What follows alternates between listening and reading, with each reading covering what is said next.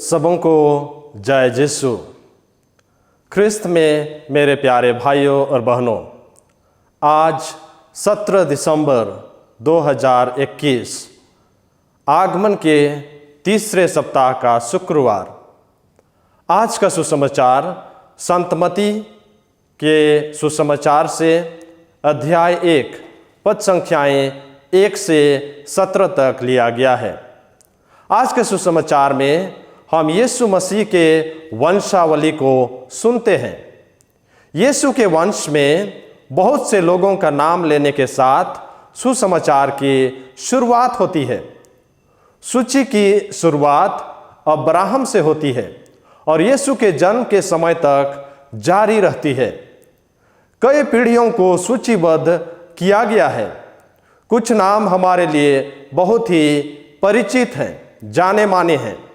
हालांकि हम ऐसे लोगों के नाम भी सुन सकते हैं जिनके बारे में हम लगभग बहुत ही कम सुने हुए हैं, बहुत ही कम जानते हैं, या जिनके बारे में हम कुछ भी नहीं जानते हैं। वंशावली कई लोगों के लिए बहुत जरूरी होता है, क्योंकि इसके द्वारा उन्हें अपने पूर्वजों का पता चलता है। मनुष्य के रूप में हम सहज रूप से यह जानने के लिए हमेशा उत्सुक रहते हैं कि हम कहाँ से आए हैं और हम किस वंश से आते हैं, भले ही वे 100 साल पहले रहे हों। हम अपने परिवारों द्वारा निर्मित होते हैं।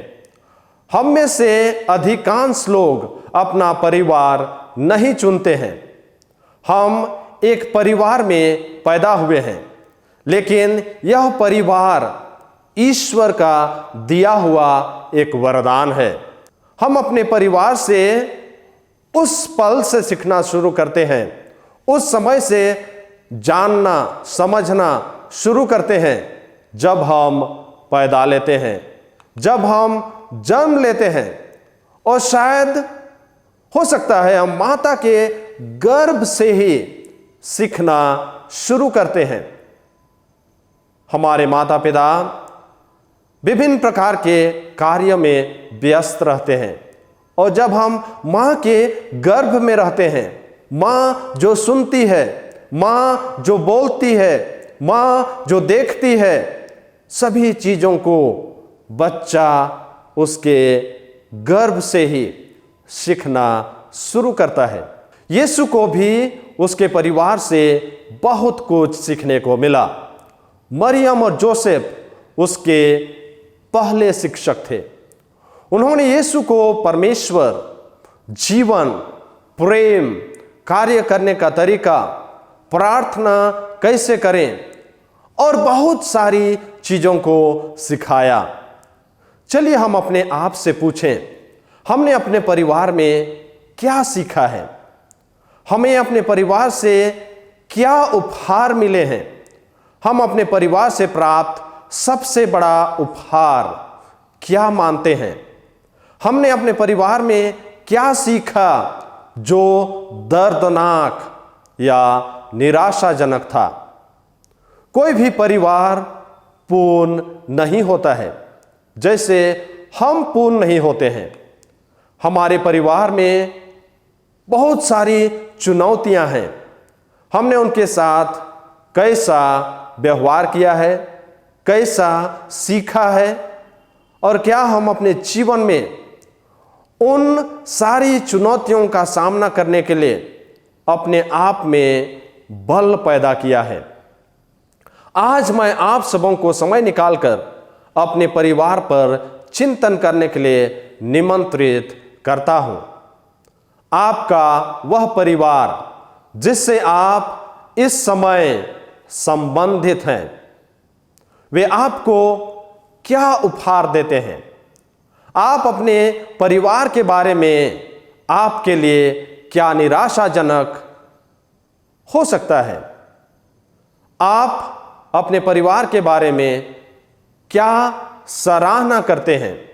आपके परिवार के बारे में आपके लिए क्या निराशाजनक परिस्थिति हो सकती है। आप अपने परिवार से सबसे बड़ा उपहार क्या पाना चाहते हैं। आप एक दूसरे के साथ क्या उपहार बांटना चाहते हैं।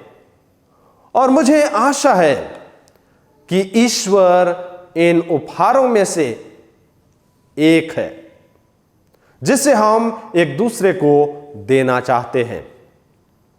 ईश्वर का अनुभव हमारे लिए बहुत ही महत्वपूर्ण है। जब हम ईश्वर का अनुभव अपने जीवन में करते हैं, हमारे जीवन में शांति, प्यार, क्षमा, ये सभी पैदा होते हैं, उत्पन्न होते हैं। और इस प्रकार हम अपने जीवन के द्वारा दूसरों को भी उसी ईश्वरीय प्रेम, ईश्वरीय प्यार को बांटना चाहते हैं।